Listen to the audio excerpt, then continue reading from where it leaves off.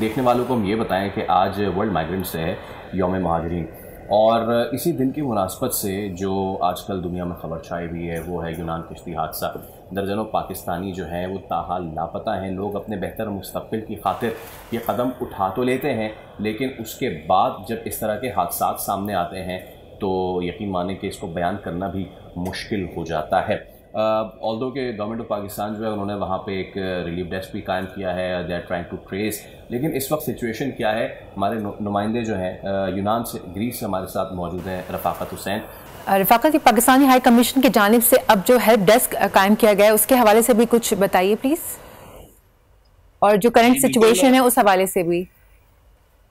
جی، اس وقت جو تازہ ترین صورتحال ہے وہ جو یونانی کوسٹ گارڈ کی طرف سے جو ریسکیو آپریشن تھا اس کو بند کر دیا گیا ہے۔ ابھی تک جو ہمیں ڈیڈ باڈیز ملی ہیں وہ ٹوٹل 7 ہیں، جن میں سے 5 پاکستانی ہیں، ان کی شناخت پاکستانی ہونے کی ہوئی ہے، اور سفارتخانہ پاکستان نے ان کو اپنے پاکستان روانہ کرنے کے لیے کاغذی جو کارروائی ہے اس کا آغاز کر دیا ہے، تاکہ جلد جلد ان میتوں کو ان کے پیاروں کے حوالے کیا جائے۔ اس پہ تھوڑا سا پروسیس لگتا ہے، 2 سے 4 دن لگ جاتے ہیں ان کی ڈاکومنٹیشن مکمل کرتے ہوئے۔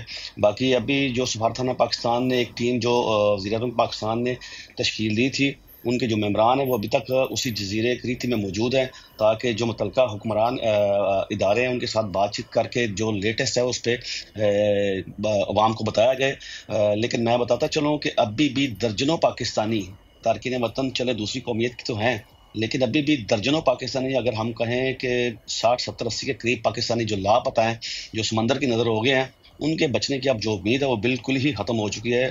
یہ کہنا تھا جو ریسکیو آپریشن کر رہے تھے کہ 72 گھنٹے سے زیادہ ہو چکے ہیں، سمندر جو ہے وہ بہت زیادہ خراب تھا اور سردی بہت زیادہ تھی، اس لیے اب کسی کا بھی زندہ بچنا جو ہے وہ تقریباً ناممکن نظر آ رہا ہے۔ ٹھیک ہے رفاقت، بہت شکریہ، آپ نے اپڈیٹ کیا اور دس از ویری الارمنگ۔ چلیے اس پہ آگے چل کے بات کریں گے۔ سبسکرائب کریں اور بیل دبائیں تاکہ کوئی خبر رہ نہ جائے۔